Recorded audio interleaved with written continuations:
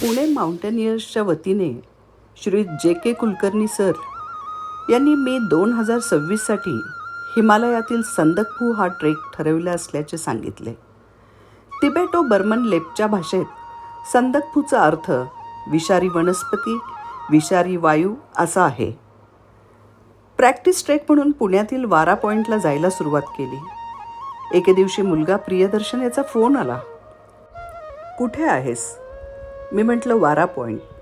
त्यावर तो पटकन म्हणाला, वारा पॉईंट ते विषारी वारा पॉईंट असा ट्रेकचा प्रवास आहे. तर त्यानंतर संदकफू विषयीचे कुतूहल अजूनच वाढले.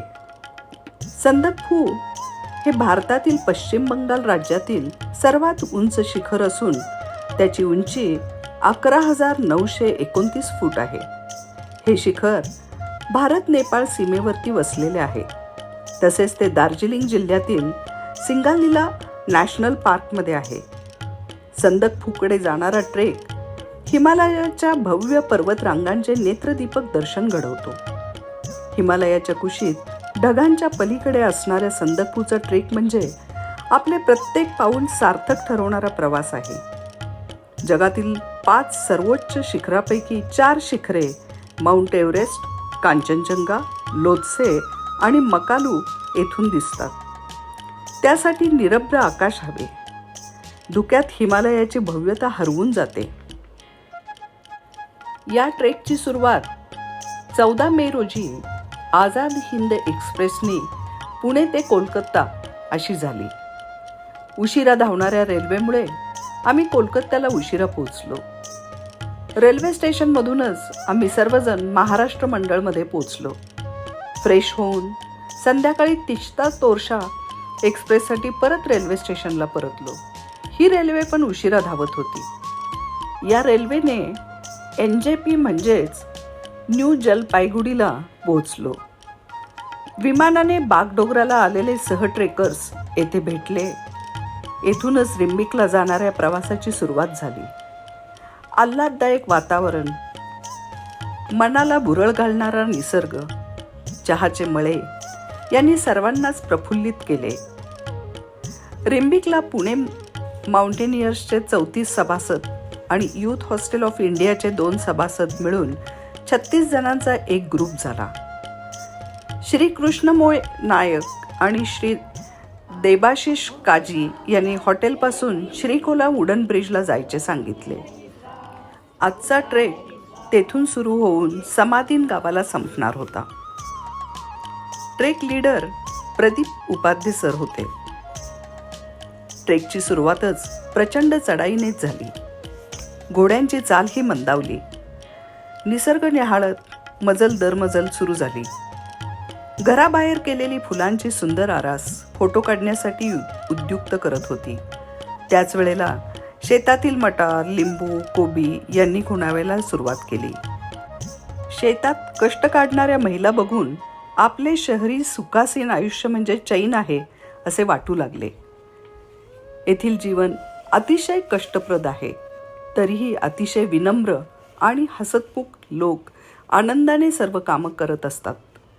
आजचा मुक्काम 7,600 फुटावरती समाधीनला होता. समपातळीवर असलेले ते समाधीन हे गाव अतिशय छोटे पण निसर्ग सौंदर्याने नटलेले आहे. हॉटेल मालकिनीने तर सर्वांचा त्यांच्या पद्धतीने आदरपूर्वक सत्कार केला. त्यानंतर जंगलातून पदभ्रमंती सुरू झाली.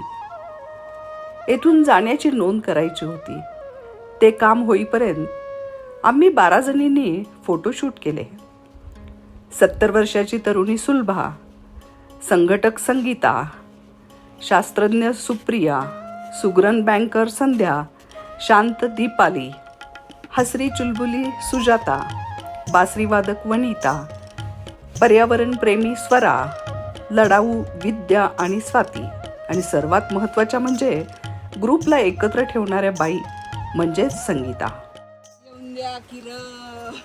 अरे वा, सगळ्यांनी मस्त पोच घेतली.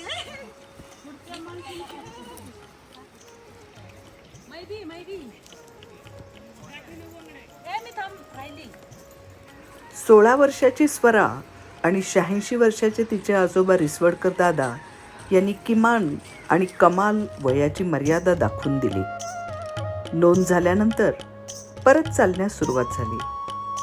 आता चिखलाला सुरुवात झाली आणि त्याचबरोबर जळवा पण दिसू लागल्या. वेळूच्या वनातून जाताना फुलांचा सडा दिसला.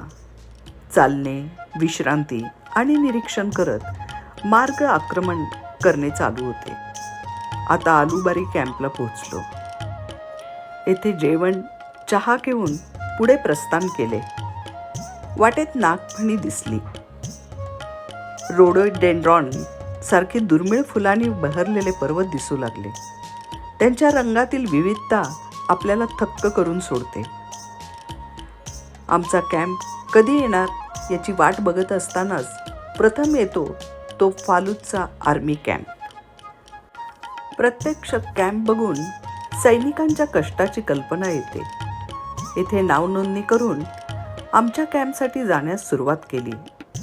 वाटेत जंगलामध्ये कुठे दुर्मिळ असणारा रेड पांडा दिसतो का म्हणून बघत असतानाच जंगलातून गुरगुरणे ऐकू येऊ लागले.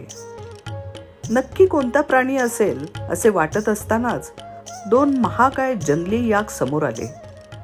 गाईड पेंबा आणि लक्पा यांच्याकडून याकच्या कहाण्या ऐकून झाल्या असल्यामुळे समोर काय संकट आले आहे याची कल्पना येऊ लागली. तोपर्यंत गाईड पळतच मदतीला आला आणि आम्ही सुरक्षितपणे फालुतचा कॅम्प गाठला. पुढच्या दिवशी 1 किलोमीटर टेकडीवर चढून सूर्योदय आणि स्लीपिंग बुद्धा रेंज, कांचनजंगा पिक्स बघण्याचा प्रयत्न केला. धुक्यामुळे दृश्यमानता कमी होती, त्यामुळे ढगांचा खेळ बघतच परत कॅम्पवरती आलो. निसर्गाच्या इच्छेसमोर आपले काहीच चालत नाही याची प्रचिती आली. आज धुक्याबरोबरच पावसानेही हजेरी लावली. नेपाळ आणि भारत यांच्या बॉर्डरवरून चालत जाऊन आज नेपाळमध्ये मुक्काम होता. लंचनंतर सर्वजणींनी मस्त पत्त्याचा डाव खेळून घेतला. खेळ, गाणी, गप्पा यामध्ये वेळ कसा निघून गेला हे कळालेच नाही. सबरग्रामहून संदकफूचे अंतर केवळ 14 किलोमीटर राहिले होते. अंतर कमी आणि वेळ जास्त. यामुळे मध्ये मध्ये फोटो काढणे सुरू झाले. अवघड चढाई असेल तर फोटो बिटोचा विसर पडतो. वाटेत गाईड पेंबाने याकचे चीज दाखवले. त्यानंतर परत एक आर्मी कॅम्प लागला. निसर्ग सौंदर्याने नटलेल्या या भागात चौरी पर्यटन महोत्सव होऊन गेला होता, त्यामुळे बराच कचरा जमा झाला होता. पर्यावरणाच्या दृष्टीतून कचरा हा मोठा प्रश्न आहे हे ट्रेकभर जाणवत राहते. थोड्या विश्रांतीनंतर जेवणाच्या ठिकाणी हॉट लंच घेतले.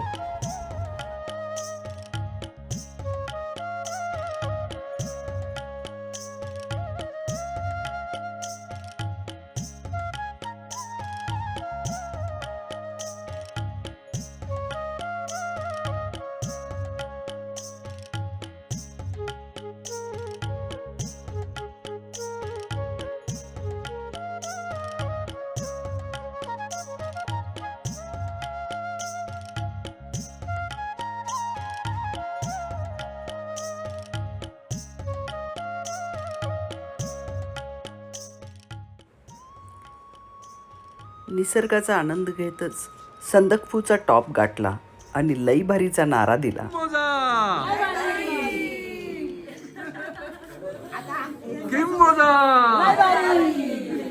एलिना आणि विनीता भेटल्या, ज्या स्वतःचे सामान घेऊन दोघीच ट्रेक करत होत्या.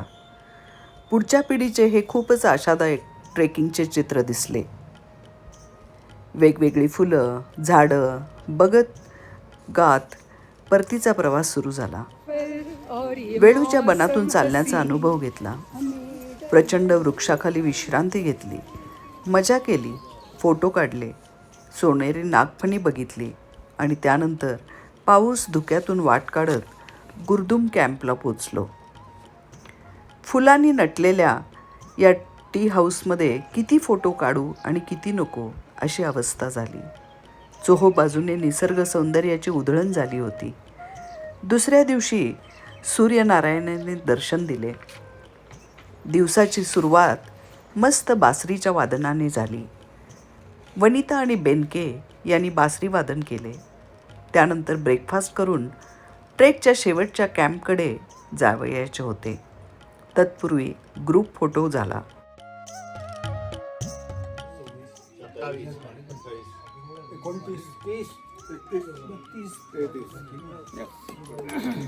तिथे असलेल्या झोक्यावर बसून फोटो काढले. हाती अमृताचा वसा, साथ देई माझा सखा, त्याच्या कृतार्थ डोळ्यात झुले उंच माझा झोका या धर्तीवर यजमान श्रीयुत NM पाटील यांच्याबरोबर फोटो काढला आणि दोघांनी एकत्रित केलेल्या पहिल्या हिमालयन ट्रेकची आठवण फोटोत आणि व्हिडिओत कैद केली. आज गुरदुम ते श्रीखोला ब्रिज हा शेवटचा टप्पा करावयाचा होता. उंच झाडे, धबधबे, निसर्गाचा आनंद घेत श्रीखोला ब्रिजला पोचलो. तेथून गाडीने रिंबिकला पोचलो. अशा प्रकारे 65 किलोमीटर चालून 12,000 फुटावरील ट्रेकची यशस्वी सांगता झाली. संग रहना है.